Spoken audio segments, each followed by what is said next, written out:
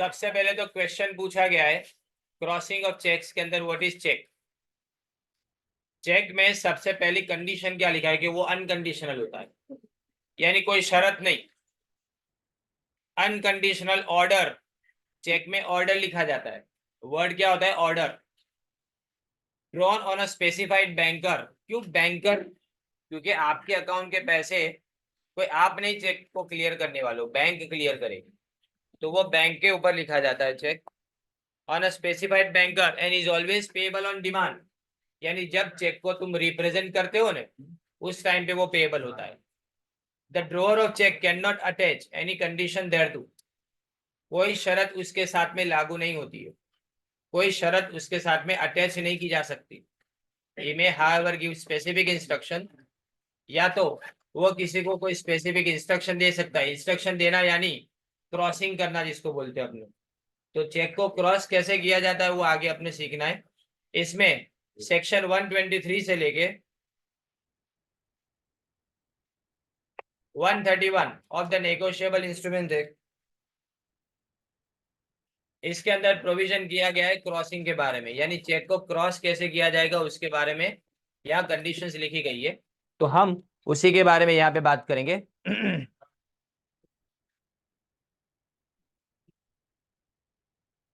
Section 123 to 131 of the Negotiable Instrument Act contains provisions relating to crossing. Underline करना ये section के numbers. According to 131A, these sections are also applicable in case of draft. Draft यानी bank draft, जिसको demand draft अपने बोलते हैं ना, वो। अब ये जो पोर्शन है ना, मैं तुमको दो चीजें याद करने के लिए क्यों बोलता हूँ, topic 2 and topic 3 third unit के अंदर से, क्योंकि ये बहुत सिंपल है। क्रॉसिंग के जो टाइप्स है ना, उसको खाली याद रखना बहुत ही आसान है। लेंदी है टॉपिक में बोलता हूँ इसको, पर है ना, तुम इसको एक दो बार पढ़ोगे ना तो तुम्हारे कुछ समझ में आ जाएगा कि इसमें क्या लिखा जा सकता है। इतना सिंपल ही है। अब देखो, crossing on cheques is of two types. एक जनरल क्रॉसिंग होता है और दूसरा special crossing. General crossing section 123 में बताया गया है, where a cheque bears across its face the condition of the words, क्या लिखा जाए उसके अंदर, एंड कंपनी, अंडरलाइन करो, और any abbreviation thereof. Abbreviation यानी शॉर्ट फॉर्म, जैसे कंपनी की जगह पे CO डॉट लिख दिया जाए, कंपनी की जगह पे क्या लिख दिया, CO और डॉट, और एंड की जगह पे वो एंड का सिंबल आता है ना, वैसा कर दिया जाए। Between two parallel transverse lines, दो पैरेलल लाइन के बीच में लिखा जाता है। क्रॉस करते हैं तो दो लाइन करते हैं ना साइड पे अपने। सिंपली आइदर विद और without the words not negotiable. देखो, नॉट नेगोशिएबल का मतलब क्या, चेक की नेगोशिएबिलिटी इससे रोक दी जाती है। नेगोशिएबल यानी किसी को हम चेक को सौंप दे।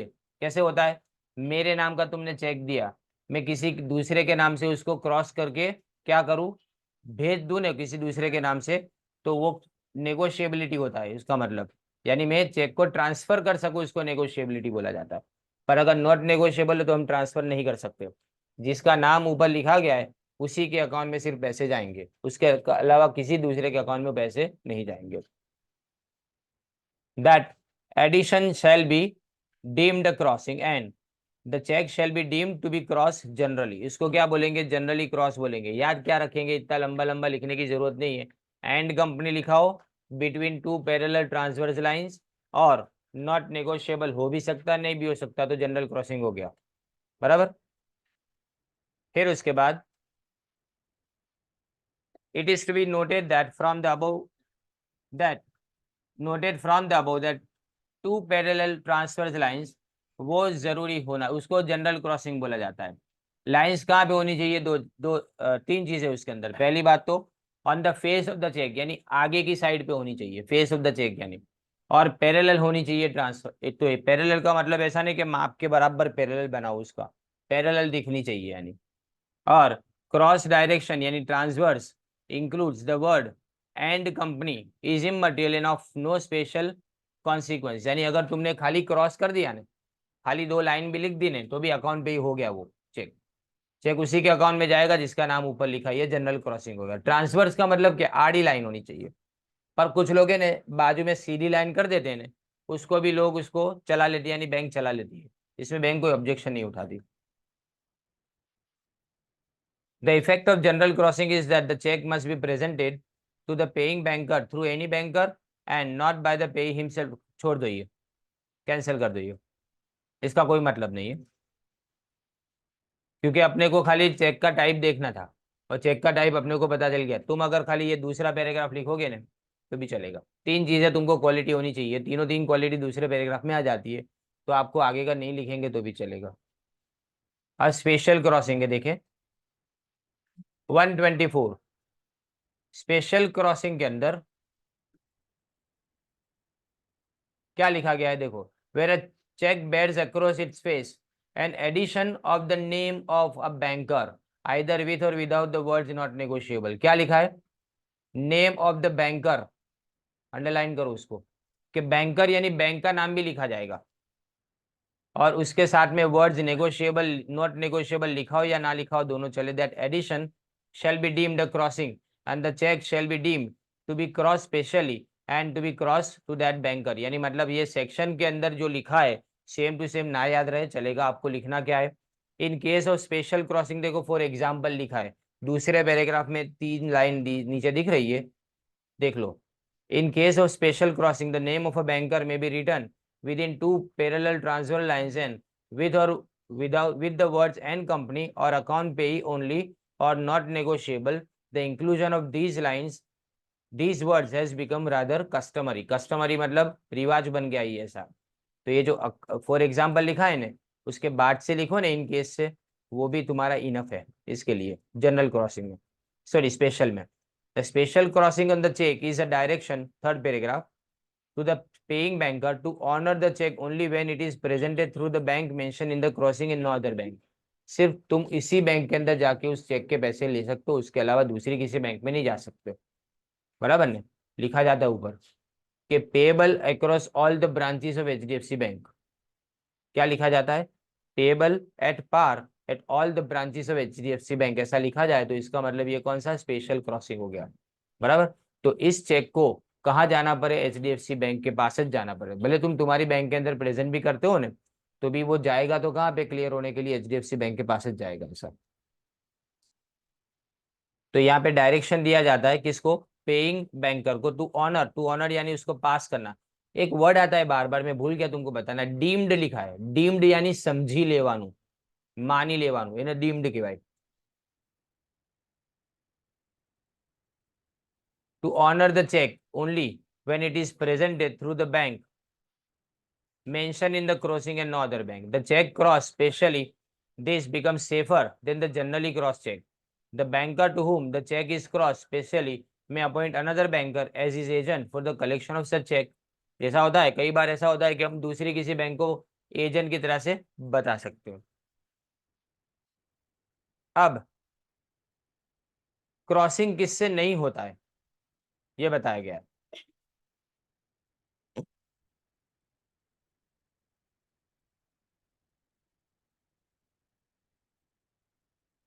What does not constitute crossing?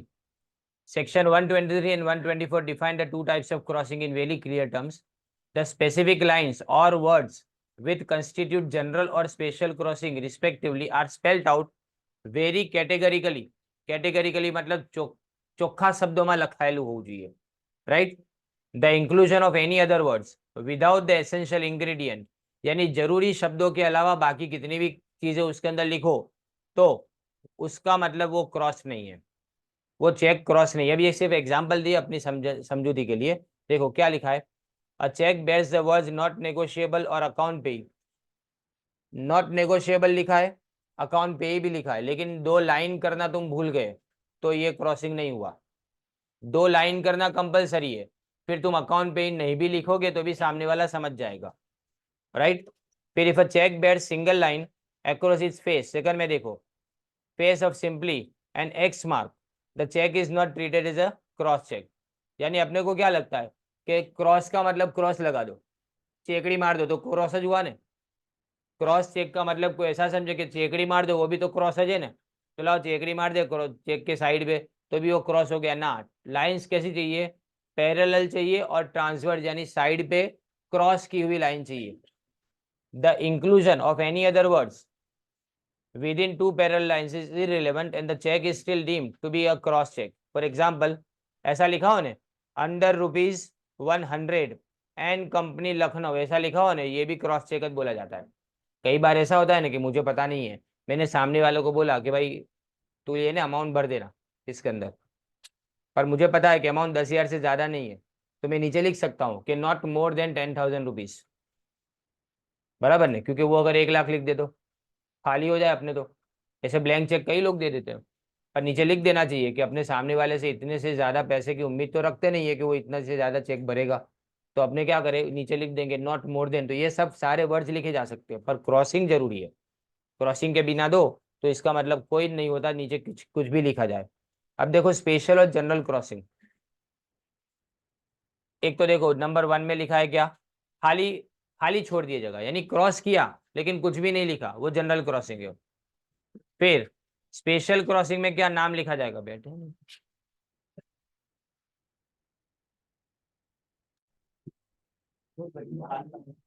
Punjab national bank ऐसा लिखा जाए, एंड कंपनी लिखा हो और उसके साइड पे लिखा है Punjab national bank, and company ऐसे लिखा हो जनरल क्रॉसिंग में, और account payee only Punjab national bank special crossing में लिखा जाता है।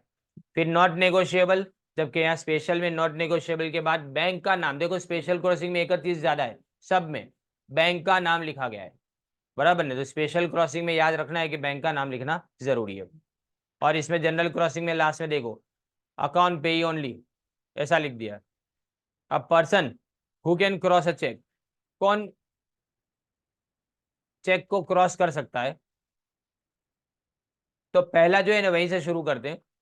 सेक्शन 125 उसके अंदर लिखा गया है कि the holder of a cheque में क्रॉस इज जनरली और specially if it is uncross, पहले से अनक्रॉस है तो जिसके पास चेक है ना वो उसको क्रॉस कर सकता है, or may cross is specifically special if it is cross generally, or may add the words not negotiable in case of both type of crossing.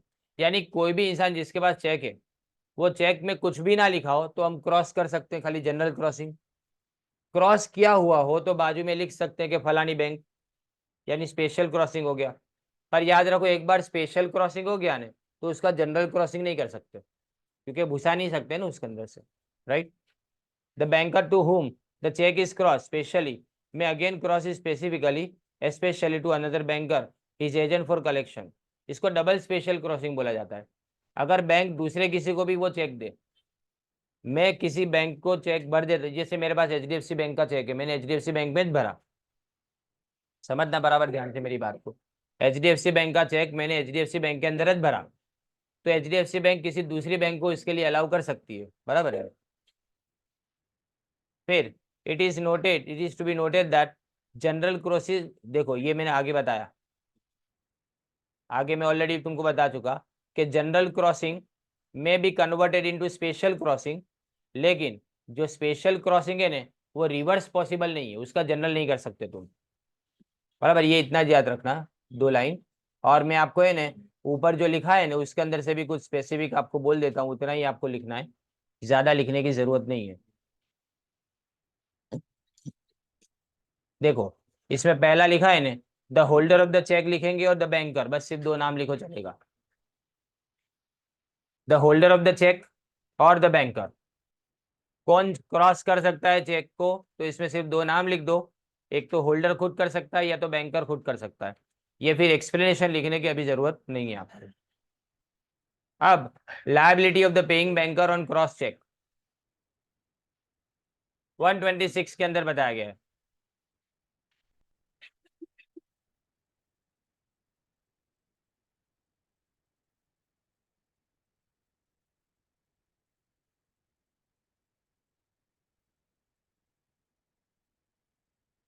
देखो अगर जनरली क्रॉस किया गया है 126 के अंदर ये बताया, दूसरा पैराग्राफ पढ़ो, when a cheque is cross generally the banker on whom it is drawn shall not pay it otherwise than to a banker, and where a check is crossed specially the banker on whom it is drawn shall not pay it otherwise than to the banker to whom it is crossed or his agent for collection। यानी अगर generally cross किया है ने तो सिर्फ उसी को पे किया जाएगा जिसका नाम उसके अंदर लिखा हुआ है, और अगर स्पेशली किया है तो उसी बैंक के अंदर या तो उसके एजेंट के अंदर, एजेंट के पास से कलेक्शन होगा, उसके अलावा नहीं। अब इसको ये ना आसान वर्ड्स में भी नीचे लिखा है, देखो, thus the payment of a cross cheque is to made to a banker only if it is presented for payment at the counter of the paying bank, the letter will be justified in refusing its payment. If the payee or the holder of a cross check has an account with the paying banker and presented a cross check for payment at the counter, the banker should not comply with such request लिखा है ये, request and the check should be paid through his account. Actually आपको इसका सीधा सीधा meaning बताऊं तो simple meaning ये होता है कि अगर तुम जिस बैंक में जाते हो, अब मेरे पास HDFC बैंक का चेक है पर मेरा HDFC में खाता नहीं है, तो मैं कोई भी जगह पे जाके ऐसा नहीं बोल सकता के लिए मेरे ये चेक मुझे अभी के अभी उसके पैसे दे दो, नहीं बोल सकता क्योंकि क्रॉस किया हुआ है तो मेरे अकाउंट में पैसे जाएंगे, बराबर। तो मैं किसके पास जाऊंगा? मैं अपनी बैंक के पास जाऊंगा। अब मेरी बैंक यहाँ पे मेरी रिक्वेस्ट को एक्सेप्ट भी कर सकती है और रिजेक्ट भी कर सकती है, वो ना भी बोल सकती है कि तुम्हारा चेक हम ऑनर नहीं कर पाएंगे। लेकिन अगर मेरा HDFC में अकाउंट है और मेरे पास HDFC का चेक है तो HDFC बैंक को कंपल्सरीली मेरा चेक ऑनर करना पड़े और मेरे अकाउंट में पैसे डालने पड़े, ये हुआ, राइट। अब if the paying banker defaults in making payment of a cross cheque as stated in section 126, he shall bear the liability specified in section 129 as follows. Any banker paying a check cross generally otherwise than a banker then to a banker, or a check cross specially otherwise than to a banker to whom the same is cross, or his agent for collection being a banker, shall be liable to the true owner of the check for any loss he may sustain owing to the check having been so paid. यानी ये किसको liable है? Simple, सीधा सीधा एक सीधी सीधी बात लिख दो यहाँ पे, शेल बी लायबल, वहीं से खाली बस, the bank shall be liable to the true owner of the cheque, बस हो गया।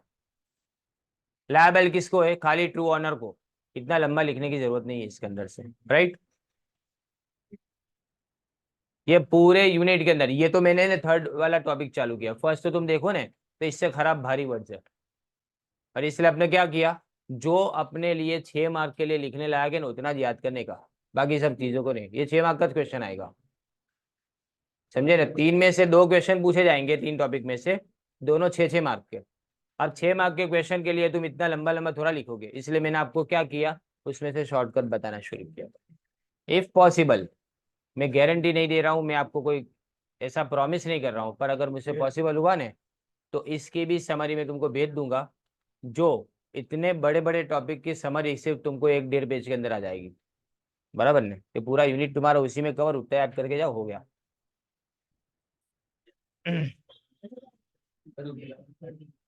अब liability to the true owner of the cheque, generally the paying banker is not responsible to the payee or the holder of a check as there is no contract between the two, but if the paying banker makes payment of a cross check in contravention of the direction of the drawer conveyed through the crossing, the banker shall be liable to the true owner of the check for any loss sustained by him as a result of such payment. सीधा एक चीज, the banker shall be liable, इतना ही लिखना है, the banker shall be liable to the true owner of the check for any, तीसरी line में लिखा है ना, for any loss sustained by him as a result of such payment। और इसके बाद लिखा है if a cross check is lost by true owner, यानी तुम खो देते हो ये चेक को, और अगर फाइंडर उसको एट द काउंटर पेमेंट मिल जाता है तो the true owner will be entitled to recover the amount of the cheque from the person who receive the payment from the bank. Cheque खो गया, तुम्हारे चेक से किसी दूसरे ने पैसे वसूल करा लिए, तो तुम उस इंसान के पास से पैसे वसूल कर सकते हो, बराबर ना, मालिक तो तुम ही रहोगे। Whatever is the loss suffered by the true owner or are the expenses incurred by him will be reimbursed by the banker, क्योंकि बैंकर ने सही इंसान को चेक नहीं किया और उसने गलत इंसान के अकाउंट में पैसा डिपॉजिट किया, तो इसका मतलब ये हुआ कि गलती किसकी है? बैंक की है। तो 2 बातें यहाँ पे, ट्रू ओनर को अगर गलत अकाउंट में पैसे जाने से नुकसान होता है ना तो बैंक को वो पैसा देना पड़ेगा, बराबर। दूसरी बात, अगर उससे चेक खो भी जाता है और अगर कोई दूसरा इंसान उस चेक के पैसे रिकवर कर लेता है तो भी उसके पास से भी पैसे रिकवर करने का जो हक है ना वो किसका है, ट्रू ऑनर का है। और अगर बैंकर ने कोई भी तरह से गलती से ये चेक को ऑनर किया हो तो उसके जितने भी एक्सपेंस होते हैं वो सारे एक्सपेंस ट्रू ऑनर बैंक के पास से कलेक्ट कर सकता है। अब liability to the drawer, drawer का मतलब जो चेक बनाने वाला इंसान है वो, उसको ड्रॉअर बोले।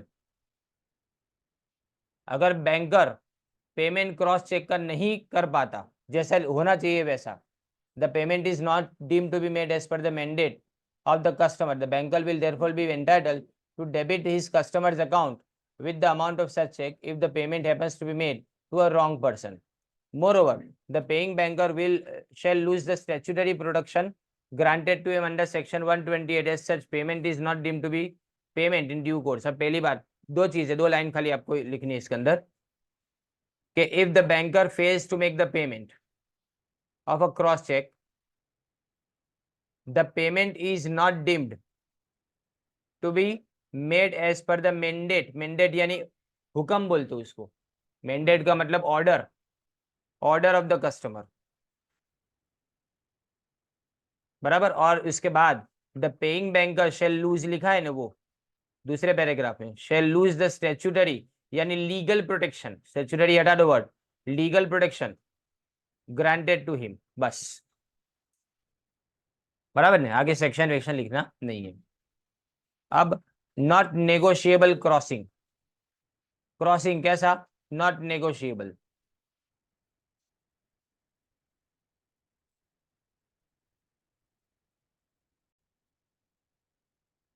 अब नॉट नेगोशिएबल क्रॉसिंग में थर्ड लाइन में लिखा है, थर्ड लाइन में लिखा है दीज वर्ड्स, वहां से शुरू करेंगे अपने, these words do not make the cheque non transferable but their inclusion in the crossing takes away one of the important characteristics of a negotiable instrument and that is holder, इसके बाद में direct लिखा है an important characteristic of negotiability is that holder for value acquired absolute title यानी बिन शर्ती मालिकी, unconditional ownership, unconditional ownership title to the instrument even if the transferor's title was defective and the holder was unaware about it.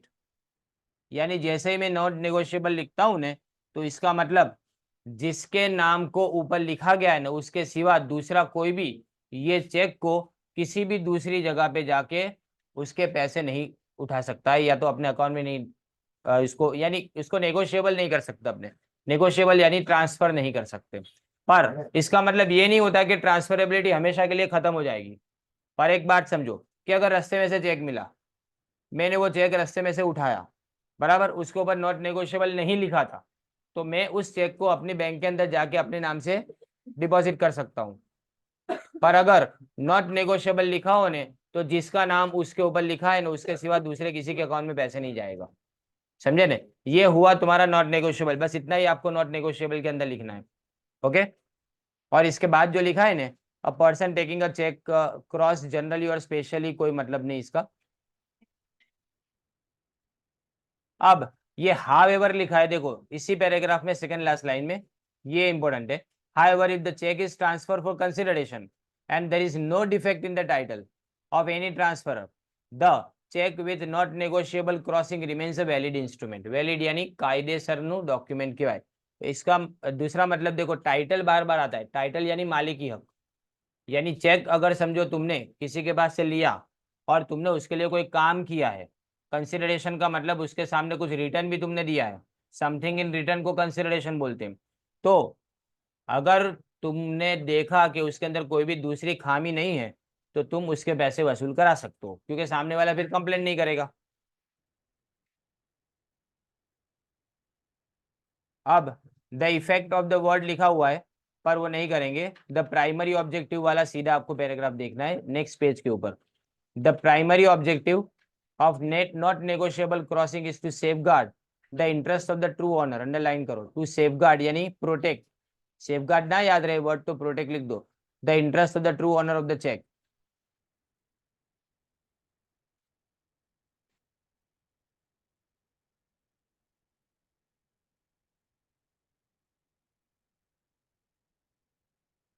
बराबर नहीं, ये इतना ही लिखना है primary objective वाला, बस इतना ही आपको लिखना है, नॉट नेगोशिएबिलिटी में। बाकी का कोई भी चीज अपने अपने लिखने की जरूरत नहीं है।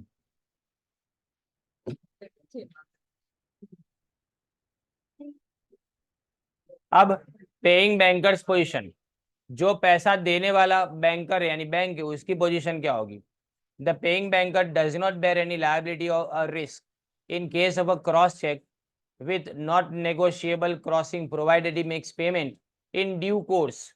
उसकी लायबिलिटी कोई नहीं होगी। इन ड्यू कोर्स का मतलब उसने सब सही तरह से चेक करके उस चेक के पैसे दिए हो, and in accordance with the crossing, और ऊपर जैसे नाम जैसे इंस्ट्रक्शन लिखा गया है, जैसे उसको सूचना दी गई है उस सूचना का अमल करके उसने पेमेंट सामने वाले के अकाउंट में क्रेडिट की हो, तो यहाँ पे बैंकर अपनी लायबिलिटी में से छूट जाएगा। तो दो चीजें याद रखने, क्या? एक तो इन ड्यू कोर्स होना चाहिए पेमेंट, और दूसरा in accordance with the crossing होना चाहिए, तो उसका कोई भी रिस्क नहीं रहता है। अब अकाउंट पे ही क्रॉसिंग देखो, अकाउंट पे ही का मतलब सीधे अकाउंट में पैसे जाए वो, राइट। अब यहाँ से सिंपल पार्ट शुरू हो रहा है, एक दो चीजें खाली बीच में आएगी, पर इसमें भी आपको मैं बहुत इतना ज्यादा लिखने के लिए मना करूंगा।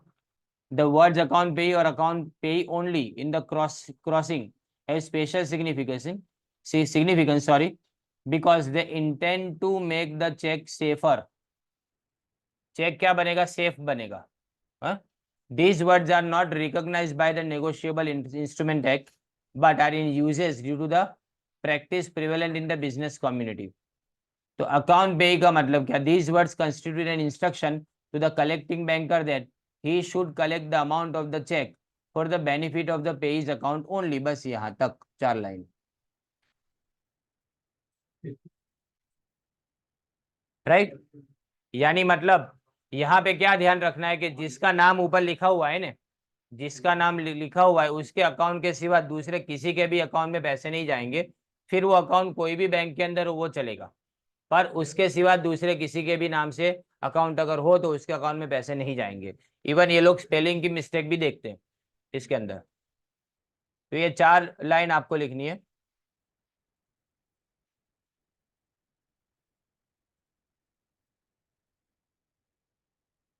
The paying banker need not take any special precaution. 3 line छोड़ने के बाद ये लिखा है देखो, the paying banker need not make any special precaution except to confirm from the collecting banker that the payment is being received for the benefit of the payee only if the check bears any endorsement। यानी मतलब अगर endorsement है ना तो भी precaution खाली क्या याद रखना है इसको, कि जिसका नाम लिखा है उसके सिवा दूसरे किसी के अकाउंट में नहीं जा रहा है पैसा, बस उससे उसके सिवा कुछ नहीं। अब रिजर्व बैंक का डायरेक्टिव बताया गया, 3 चीजें उसके अंदर देखो।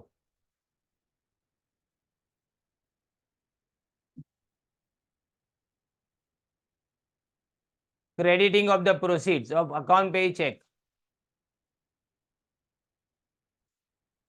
क्रेडिटिंग ऑफ प्रोसीड अंडरलाइन करो, crediting of proceed of account pay cheques to parties other than that clearly delineated return लिख दो, return WRITTEN clearly return in the instructions should not be done in any circumstances.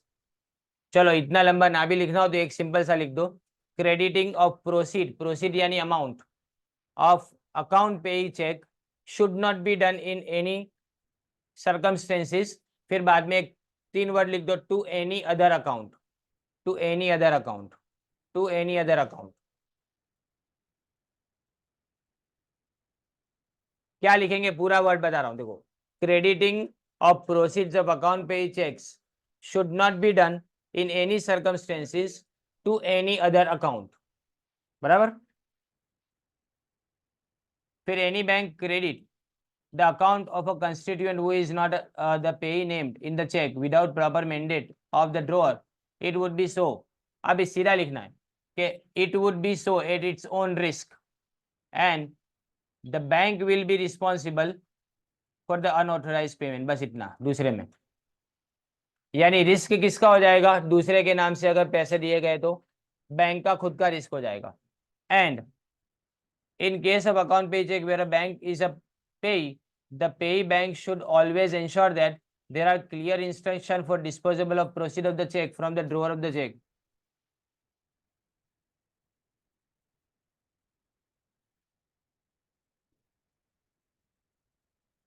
लिखो इसमें if, दूसरी line लिखी है ना उसके आगे इफ वर्ड यूज कर दो।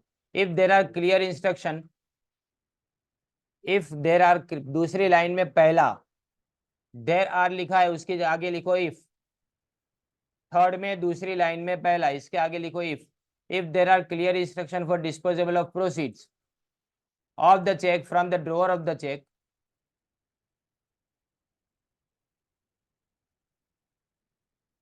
and if not the check should be returned to the drawer, and if not the check should be returned to the drawer.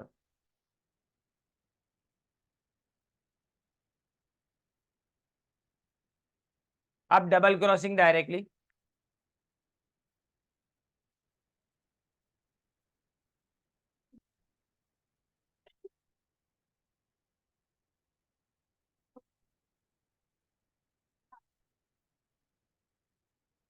इसमें नेक्स्ट पेज के ऊपर पहली लाइन देखो, उसमें नेक्स्ट पेज के ऊपर पहली लाइन में इफ द बैंकर लिखा है, वहां से लास्ट में if the banker to whom a check is specially crossed does not have a branch at the place or the paying banker, or if he otherwise feels the necessity he may cross the check specially to another banker who acts as his agent for the purpose of collection of the check.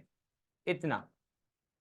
Double crossing में क्या आएगा, अगर bank की उस city के अंदर कोई भी ब्रांच नहीं है, बैंक की उस सिटी में कोई भी ब्रांच नहीं है या उस गांव के अंदर कोई भी ब्रांच नहीं है, तो वो किसी दूसरी बैंक को अपना एजेंट बना सकती है और इसके लिए वो सेकंड टाइम क्रॉसिंग करेगी। वैसे दो क्रॉसिंग अलाउड नहीं है, पर अगर एजेंट बनाना हो तो दो क्रॉसिंग अलाउड है, बस इतना आपको लिखना है। जिसमें देखो नीचे आपको एग्जाम्पल दिया है पंजाब नेशनल बैंक, उसके बाद लिखा है to Allahabad bank as agent for collection, ये एग्जाम्पल लिख देने का। ओके, बस हो गया ये।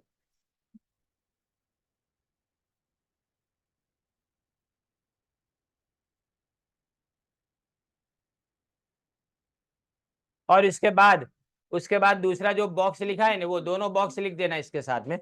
फिर obliterating a crossing, sometimes the crossing on a cheque is obliterated, obliterated बाजू में जो वर्ड लिखा है इरेज्ड यानी भुसा देना, by a dishonest person so cleverly and skillfully that the paying banker is unable despite utmost efforts on his part to detect such obliteration and pays the check as an open check। बराबर ने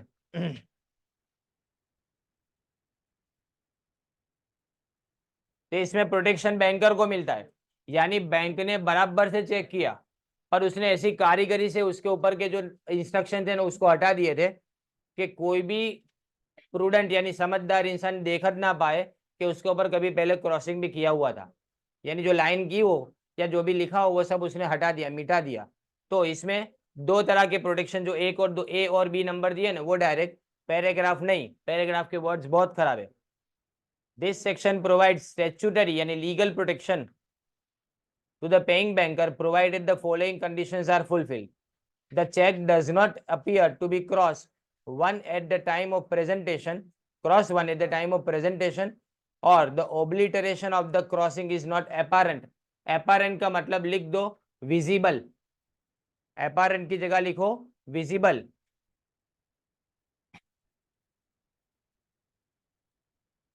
और obliteration की जगह लिखो erase, ERASE, erase।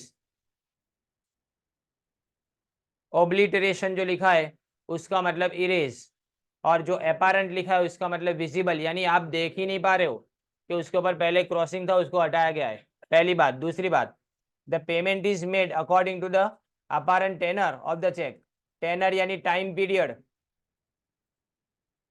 And in due course, यानी cheque की तारीख के मुताबिक आपने पेमेंट किया हुआ है, बराबर। दो चीजें अगर हो गई ने तो बैंकर की कोई जिम्मेदारी यहाँ पे बनती नहीं है, बैंकर अपनी जिम्मेदारी में से छूट जाता है,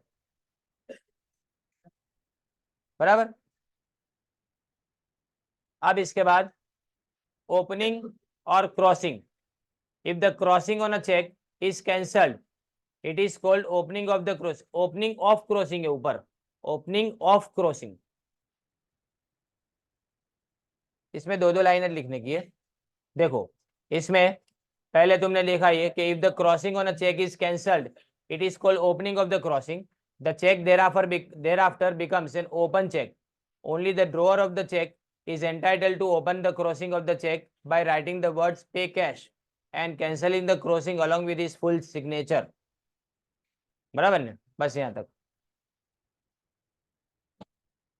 यानी क्रॉसिंग करना होने तो क्रॉसिंग तुमने कर लिया, उसके बाद में तुम अगर उसको कैंसिल करना चाहते हो तो अपनी फुल सिग्नेचर के साथ में उसको क्या करेंगे, कैंसिल कर पाएंगे, फिर वो ओपन चेक हो जाएगा, उसको कैश में पे कर देंगे।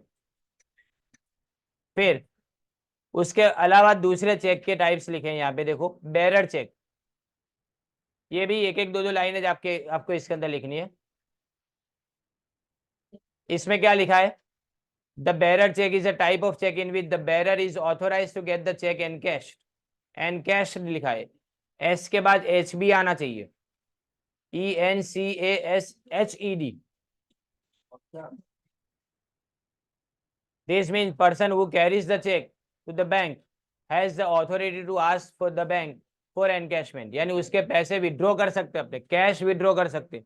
बेरर चेक के कैश में पैसे विड्रॉ कर सकते। बेरर यानी જે માણસ પોતે ચેક લઈને આવે ને એ બેરર ઓફ ધ ચેક કહેવાય। બેરર એટલે એ ચેકને હોલ્ડ કરનારો, એ માણસ એના પૈસા બેંકના કાઉન્ટર ઉપરથી કેશમાં લઈ શકે।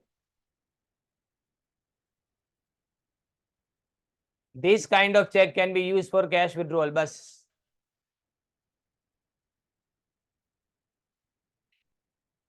फिर उसके बाद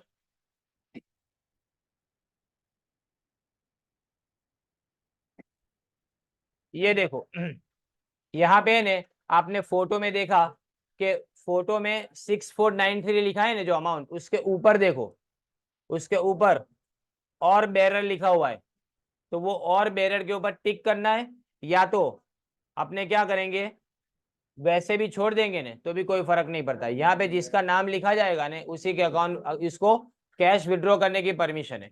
याद रखो बेरर चेक को क्रॉस कर सकते हैं लेकिन क्रॉस चेक को बेरर नहीं बना सकते। अब इसके बाद लिखा गया ऑर्डर चेक।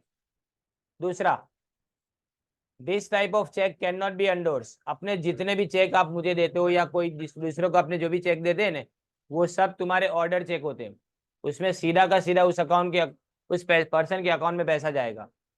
इसमें जो और बेरर है ना उसको कैंसिल कर देना। देखो नीचे देखो चेक का स्पेसिमेन दिया उसमें कैंसिल किया हुआ है और बेरर,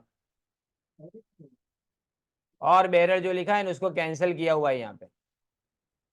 ओनली द पेई whose name has been mentioned in the check is liable to get cash for that amount. The drawer needs to strike out or bearer mark as mentioned on the check so that the check can only be encashed to the pay। वो सिर्फ किसको मिलेगा, ऊपर जिसका नाम लिखा उसके हाथ में। यहाँ पे आइडेंटिफिकेशन का प्रूफ मांगा जाएगा। तुम्हारा नाम अगर ऊपर लिखा है तो कैश अगर विड्रॉ करनी है तो आपको बोलेंगे कि आपका आईडी प्रूफ दो। उस आईडी प्रूफ के बेस के ऊपर आपको चेक करके उसका नाम बराबर से पढ़ के आपको कैश दी जाएगी इसमें। फिर ओपन चेक लिखा हुआ है देखें, इसके बाद when there is no crossing on the cheque तो इसको ओपन चेक बोलेंगे, सिंपल एकदम। जहां पे ऊपर कोई क्रॉसिंग ना हो इसको ओपन चेक बोलेंगे। An open cheque is basically an uncross cheque. This cheque can be encashed at any bank and the payment can be made to the person bearing the cheque. बराबर, ये ऊपर जैसा था ना वैसा ही है, बेरर चेक जैसा ही है, जिसके हाथ में आएगा उसके हाथ में वो चेक, वो इसका मालिक हो गया ऐसा। फिर क्रॉस चेक, इसमें कैश विड्रॉल नहीं होता, ध्यान देना कैश विड्रॉल नहीं होता, क्रॉस चेक के अंदर कैश विड्रॉल नहीं किया जाता। The amount can only be transfer from the drawer's account to the payee's account, यानी सिर्फ अकाउंट के अंदर पैसा ट्रांसफर किया जा सकता है। Any third party can visit the bank to submit the cheque. In case of cross cheque the drawer must draw 2 lines at the top corner of the cheque, यानी सिर्फ 2 लाइन अपने को कर देने की। अब यहाँ पे 2 लाइन तुम आड़ी तेरी कुछ भी करो चलता है, समझे ना। अब यहाँ पे अकाउंट पे चेक तो हम आगे सीख चुके, फिर भी बता देता हूँ। देखो, जिसमें थर्ड पार्टी का इन्वॉल्वमेंट ना होने, no third party involvement is required, उसको अकाउंट पे चेक बोलेंगे। The amount shall be transfer directly to the payee's account number, ये सीधे अकाउंट नंबर में पैसा जाएगा। 2. Ensure that it is an account pay check. 2 lines are made on the left top corner of the check, labeling it for account pay. और इसको account पे side पे लिखना पड़ता है अपने को, लेबलिंग यानी नाम देना उसका। ये देखो यहाँ पे अकाउंट पे साइड पे दूसरे पेज के ऊपर आप देखोगे तो अब यहाँ से न सब एकदम ऐसा लिखेगा आपको, लगेगा आपको कि ये बिल्कुल है ना मजाक जैसे चेक है ये सब। ये कोई स्टेल चेक भाई, यानी बासी चेक। 3 महीने से ऊपर का टाइम पीरियड जिसका निकल गया होने, उसको स्टेल चेक बोलेंगे। आगे का 2 पेज में जानता हूँ कि आगे के 2 पेज जो अपने पढ़े ने वो डिफिकल्ट वर्ड्स वाले थे, लेकिन ये सब बिल्कुल इजी है, राइट। अब इसमें देखो, कोई भी चेक सिर्फ 3 महीने के लिए वैलिड होता है। इशू की तारीख जो ऊपर लिखी है ना, उससे 3 महीने के अंदर। लेकिन अगर 3 महीने के बाद का चेक हो गया ने, तो उसको स्टेल चेक बोला जाएगा, यानी बासी हो गया ये, समझे। उसको अपने ने बैंक के अंदर जाके नहीं करवा सकते, यानी इनकैश नहीं करवा सकते उसको। फिर पोस्ट डेटेड चेक, तारीख आज कौन सी है, 16 तारीख है समझो, बराबर, लेकिन चेक कितनी तारीख का लिखा गया हो, 20 तारीख का, तो वो पोस्ट डेटेड हो गया। फिर उससे उल्टा एंटी डेटेड, यानी पहले वाली डेट का चेक। 16 तारीख को मैं तुमको 12 तारीख के तारीख लिख के चेक देता हूं, तो वो एंटी डेटेड यानी पहले की डेट वाला चेक हो गया। सिंपल हुआ स्टेल, यानी 3 महीने गुजर गए उसकी डेट के, तो उसके बाद का चेक तुम्हारा स्टेल चेक। पोस्ट डेटेड का मतलब जो तारीख उसके ऊपर आज है, उससे बाद में आने वाली तारीख का चेक। जबकि एंटी डेटेड का मतलब deposited after the date of cheque, यानी मतलब ऊपर तारीख लिखी है 12, मैं डिपॉजिट करने जा रहा हूं आज 16 तारीख को, तो इसको एंटी डेटेड चेक बोला जाता है, बराबर। Ante dated refers to the cheque which have been written by the drawer and dated at some point in the past, यानी पास्ट में उसको लिखा गया है, ये यूनाइटेड स्टेट्स वाला लिखने की जरूरत नहीं है। फिर म्यूटिलेटेड यानी फटा हुआ चेक, 2 हिस्सों में हो जाए ना, लिखा है देखो, when check is parted in 2 parts of divided into many parts, उसको म्यूटिलेटेड चेक बोला जाएगा। A cheque that is torn और डैमेज, इसको अपने म्यूटिलेटेड चेक बोलेंगे। Banks generally will not process a payment from a mutilated cheque without the confirmation of the drawer. अगर drawer बोले ने कि ये चेक एक्सेप्ट कर लेना, तो ही वो एक्सेप्ट करती है, बाकी नहीं करती। अब तो इन्हें बैंक मनाच कर देती है, चेक अगर कोने से ज्यादा फट भी गया हो ने, तो भी मना कर देगी। उसके ऊपर की इंफॉर्मेशन अगर पड़ी जाती हो ने, तो बैंक, सेम बैंक हो ने, तो चेक एक्सेप्ट कर लेगी। मेरे पास है ने, मेरी एक बैंक की बहुत पुरानी चेकबुक निकली थी, और मुझे सारे पेमेंट जो भी करने थे ना, वो उसी बैंक के अंदर क्रेडिट कार्ड के पेमेंट कुछ करने थे। तो मैं एनईएफटी करूँ तो मैं फिजिकली नहीं कर, यानी अपने वर्चुअली नहीं करता था, एप्लीकेशन में से नहीं करता था। मैं क्या करता था, वो पुराने 20 चेक जो मेरे पास पड़े थे ना, उसी चेक से मैं पेमेंट कर देता था। पुराने यानी कौन से, जो सीटीसी चेक आए ना नए, वो वाले नहीं, एकदम पुराने चेक जिसके अंदर स्टैंप मारा जाता था पहले, सिक्का जो है ना, वो सिक्के से नंबर लिखे जाते थे उसके ऊपर, वैसे चेक। पर वो सबके सब चल गए उसके अंदर, क्योंकि वो चेकबुक तो मेरे पास थी। एक चेक 5 रुपए के इक्विवेलेंट होता, तो 100 रुपये बर्बाद क्यों करूँ, और एप्लीकेशन भी क्यों यूज करूँ, मैं तो सीधा सीधा उसमें से पेमेंट करता रहा। फॉर्म भरने जाना पड़े, कोई नहीं, अपने मेहनत कर लेंगे इतनी, पर चेक वेस्ट नहीं होने चाहिए ना, पेपर वेस्ट हो, बैठ जाते उसमें। अब बैंकर चेक यानी डिमांड ड्राफ्ट। बैंकर चेक यानी क्या हुआ, डिमांड ड्राफ्ट, समझ लो। बैंकर चेक यानी सिंपल वर्ड में demand draft. The bank issued this check on behalf of an account holder to make a remittance to another person in the same city. Here, the specified amount is debited from the account of the customer and then the check is issued by the bank. Bank दूसरे bank के ऊपर, signature तुम्हारी नहीं चलती उसके ऊपर, signature bank के officer की चलती है उसके ऊपर, समझे ना। बैंकर चेक में और नॉर्मल चेक में फर्क ही है।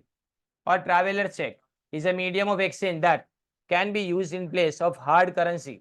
अब तो ये बंद हो गया है, क्योंकि एटीएम कार्ड आने के बाद कोई ट्रैवलर चेक लेके नहीं जाता है, बराबर। अब ट्रैवलर चेक में कैसा है, यहाँ से आप है ना किसी बैंक के अंदर से, जैसे मैं समझो कि एसबीआई के अंदर से ट्रैवलर चेक लेके जाता हूँ, पर मुझे पहले बताना पड़े कि मैं ट्रैवलर चेक कौन सी जगह पे जाके उसके पैसे विड्रॉ करूंगा।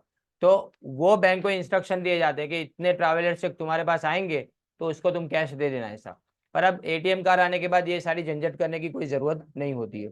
ये फिक्स अमाउंट के चेक होते हैं, 5,000 लिखा हो उसके अंदर तो आप 5,000 ले सकते हो, ऐसा नहीं बोल सकते एक काम करने 5 में से 3 दे दे, 2 बाकी के बाद में ले जाऊंगा, ऐसा नहीं बोल सकते आप, राइट।